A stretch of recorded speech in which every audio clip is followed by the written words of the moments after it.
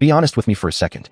Have you ever committed to reading through the Bible, started in Genesis with great enthusiasm, powered through Exodus, and then hit a brick wall in Leviticus? Or maybe you read the strange stories in Judges or the complex prophecies in Ezekiel, and you just think, okay, but where is Jesus in all of this? What does this have to do with my faith as a Christian? If that is you, you are not alone. For centuries, people have struggled to connect the Old Testament with the New. But what if I told you that on the very day he rose from the grave, breathing and alive, Jesus Christ gave his disciples a master key? A single, interpretive key that unlocks not just a few prophecies, but the entirety of the Old Testament, showing exactly how every single page points directly to him. Well, that is exactly what we are breaking down today.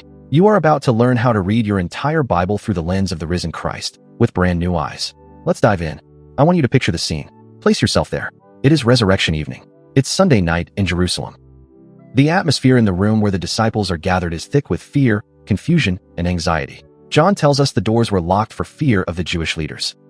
These men and women are traumatized. They watched their master, the one they believed was the Messiah, be brutally executed just days before. And today? Today has been a whirlwind of bizarre rumors. Some women from their group went to the tomb and found it empty. They claimed angels told them he was alive. Peter and John ran to the tomb and found only grave clothes. Two disciples just ran back from Emmaus, out of breath, claiming they walked and talked with Jesus for hours before he vanished before their eyes.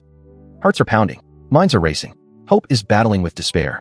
And then, suddenly, without a door opening, without a sound, Jesus himself is standing right there in the middle of them. Listen, Luke chapter 24 tells us they were startled and frightened, thinking they were seeing a ghost. And Jesus, in his infinite patience and grace, meets them right where they are. The first thing he does isn't a theology lecture. It's a demonstration of reality. He shows them his hands and his feet. He says, "Touch me and see. For a spirit does not have flesh and bones as you see that I have." And then, to absolutely settle the matter, he asks, "Do you have anything here to eat?" They gave him a piece of broiled fish, and he took it and ate it before them. Why is this important? Because before he opens their minds, he has to steady their hearts. He has to prove that the resurrection is not a metaphor. It's not wishful thinking. It is a physical, historical, earth-shattering reality. He is no phantom. He is the risen Lord. But Jesus didn't just rise from the dead to prove a point. He rose to fulfill a plan. And once they grasp that he is physically there, he begins the most important Bible study in human history. Turn with me in your Bibles, or just listen closely, to Luke chapter 24, starting at verse 44. Listen to his words. Then he said to them, "These are my words that I spoke to you while I was still with you, that everything written about me in the law of Moses and the prophets and the Psalms must be fulfilled." We need to stop right there and unpack this, because every single word Jesus just said is dripping with significance. First, he says, "Everything written about me in the law of Moses and the prophets and the Psalms." This was the common Jewish way of referring to the entire canon of the Old Testament, the Tanakh, the Torah, the Law, the Nevi'im, the Prophets, and the Ketuvim, the writings, of which Psalms was the first and largest book. Jesus isn't cherry-picking a few isolated proof texts here and there. He is claiming the entire corpus of Scripture.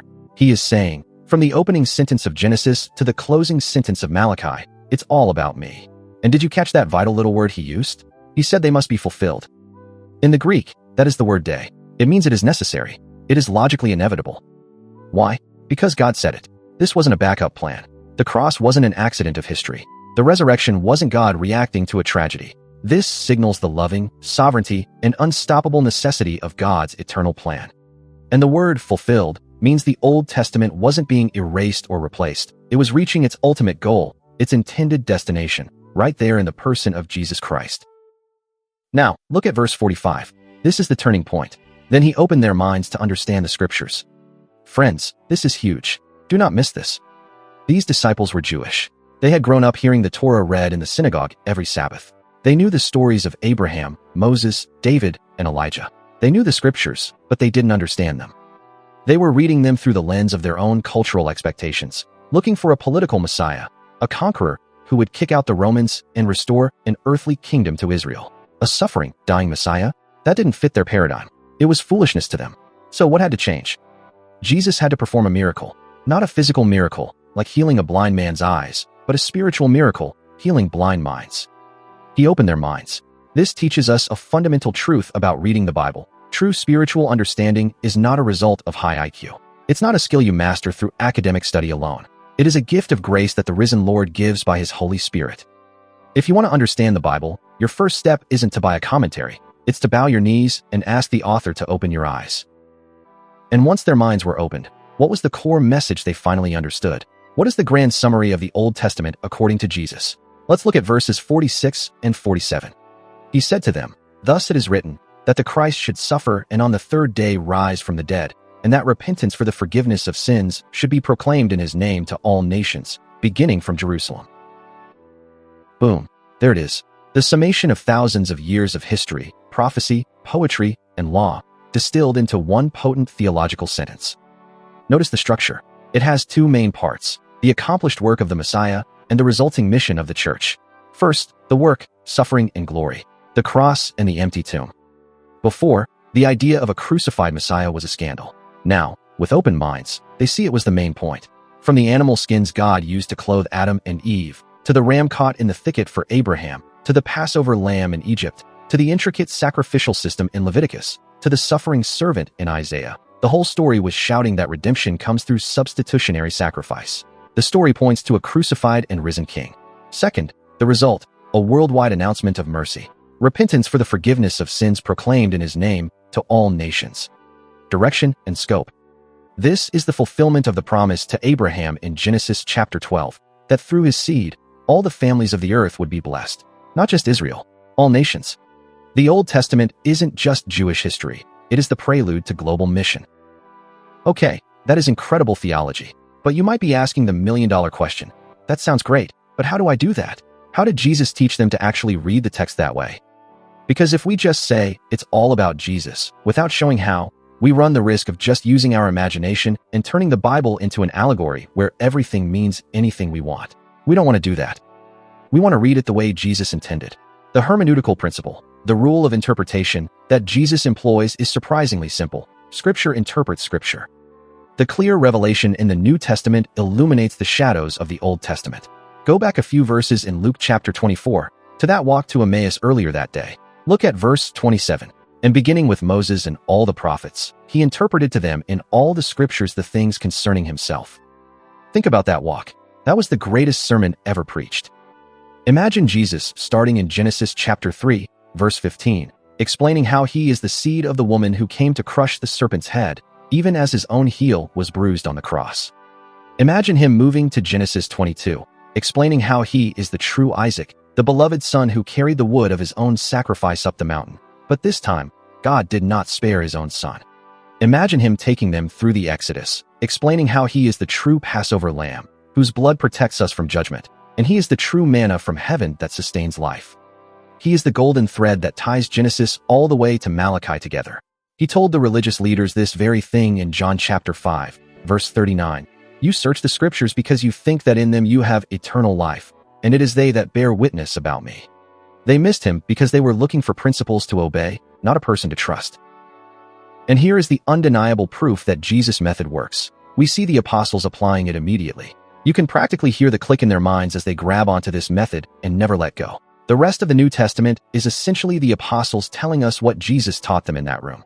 Listen to how the apostle Paul boils down the entire gospel in 1 Corinthians chapter 15, verses 3 and 4. Listen closely. "For I delivered to you as of first importance what I also received, that Christ died for our sins according to the Scriptures, that he was buried, that he was raised on the third day according to the Scriptures." According to the Scriptures, Paul is saying, I'm not making this up. This isn't a new religion. This is what God has been saying all along. But which Scriptures? Where does the Old Testament say the Messiah will die for sins and rise on the third day? Let's go there. Let's practice what Jesus taught. Think of Isaiah chapter 53, written 700 years before Jesus was born. It sings the song of the suffering servant. Listen to verse 5. "But he was pierced for our transgressions. He was crushed for our iniquities. Upon him was the chastisement that brought us peace, and with his wounds we are healed." And verse 10. "Yet it was the will of the Lord to crush him. He has put him to grief, when his soul makes an offering for guilt." Do you see it? A dying substitute. That is, Christ died for our sins according to the Scriptures. But what about the resurrection? Let's go to the Psalms. Psalm 16. King David is writing, but he is writing under the inspiration of the Holy Spirit, speaking better than he knew. In verse 10, he makes this stunning statement to God. "For you will not abandon my soul to Sheol, or let your Holy One see corruption." Now, fast forward to Acts chapter 2. The day of Pentecost. Peter, who days earlier was cowering behind locked doors, now stands before thousands in Jerusalem. With his mind opened by the risen Christ and empowered by the Holy Spirit, how does he preach the gospel? By expositing the Old Testament.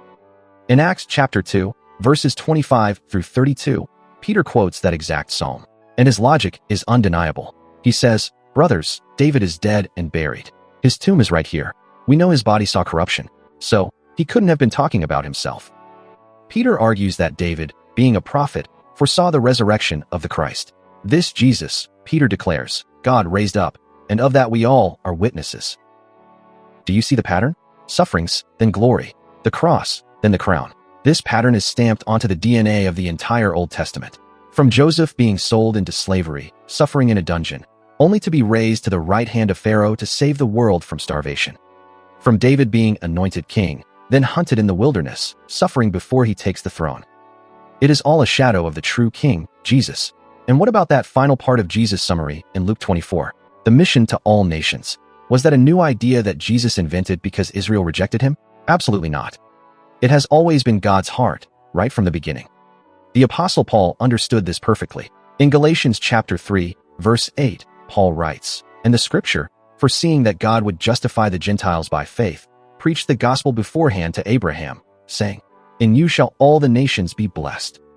Paul says Genesis 12, verse 3, was the gospel preached beforehand. So when Jesus stands in that upper room in Luke 24, verse 47, and commissions repentance and forgiveness to be proclaimed to all nations, he is declaring that the promise to Abraham is finally going public. Through the death and resurrection of Abraham's great descendant, the blessing is flowing out from Jerusalem to Judea, to Samaria, and to the ends of the earth, even to you and me today. This brings us to a crucial principle laid out in Hebrews chapter 1, verses 1 and 2. Long ago, at many times and in many ways, God spoke to our fathers by the prophets, but in these last days he has spoken to us by his Son. Jesus is the final word. He is the definitive exegete of the Father. Therefore, when a clear New Testament passage explains an Old Testament type, shadow, or prophecy, we let the clearer word anchor the harder word. We read the Old Testament backward, through the lens of the finished work of Christ. This isn't imposing a foreign meaning onto the text. It is discovering the true meaning intended by the divine author from the very beginning. Now, we need to land this plane. We need to bring this from high-level theology right down into your daily life, right onto your breakfast table where your open Bible sits. Because if this doesn't change how you read tomorrow morning, we've wasted our time. First, recognize that reading the Bible this way changes your motivation. It moves you from obligation to identity. So many Christians read the Old Testament out of duty, or worse, looking for a list of rules to follow to make God like them. That is exhausting, and it is deadly. But listen, if you are in Christ, you are already forgiven. You are already declared righteous. You are already loved. You don't read the Bible to earn God's favor. You read the Bible because you already belong to the one the scriptures are all about. You read it to see him, to know him, and to love him more. It turns Bible reading from a chore into a treasure hunt. To help you do this, I want to give you a simple, three-part framework. You can apply this to almost any Old Testament passage you are reading. Question 1, the storyline. Where am I in the grand narrative of redemptive history? Am I in the garden? Am I in the establishing of the covenant with Abraham? Am I under the law with Moses? Am I in the kingdom era with David? Am I in the exile? Understanding the immediate context prevents us from forcing Jesus into a text artificially. Ask yourself, what does this text reveal about the nature of God, the utter sinfulness of man, and the desperate need for a Savior? Question 2, sufferings and glory. How does this text organically foreshadow Christ? Sometimes it's a direct promise or prophecy, like Isaiah 53 or Micah chapter 5 verse 2 predicting his birth in Bethlehem. Sometimes it's a pattern or a type. Let's say you are reading the story of David and Goliath in 1 Samuel 17. How do you read that with open minds? Well, many people read it and think, I am David, my problems are Goliath, and if I just have enough faith, I can conquer my giants. That's moralism. That puts you at the center of the story. Try reading it through the lens of Luke 24. The Israelites are cowering in fear, unable to save themselves from the deadly enemy. Then, God sends his anointed one, chosen from Bethlehem, who goes down into the valley of death as a representative substitute for his people. He defeats the enemy single-handedly, and his victory is imputed to the whole army, who then rush in to plunder the enemy. You are not David. Jesus is the greater David. You are the cowering Israelites on the ridge, who get to share in a victory you did nothing to achieve. See the difference? One leads to pride or despair. The other leads to worship and gratitude. Question 3. The mission. How does this text lead to the gospel going to the nations? How does understanding this fulfillment in Christ compel me to share repentance and forgiveness with the person next door? It prevents our Bible study from terminating on us. It must flow out. Here are some concrete practices for you, starting today. First, before you read a single word, stop and pray. Pray the disciples' prayer based on Luke 24, verse 45. Lord Jesus, I admit I am blind without you.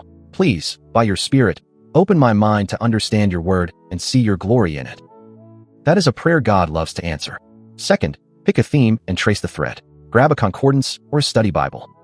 Start with the promise of the offspring in Genesis 3:15. Follow it through the promised son of Abraham, the Lion of the tribe of Judah, the son of David, all the way to the manger in Bethlehem. Watch the portrait of Jesus get clearer and clearer over thousands of years.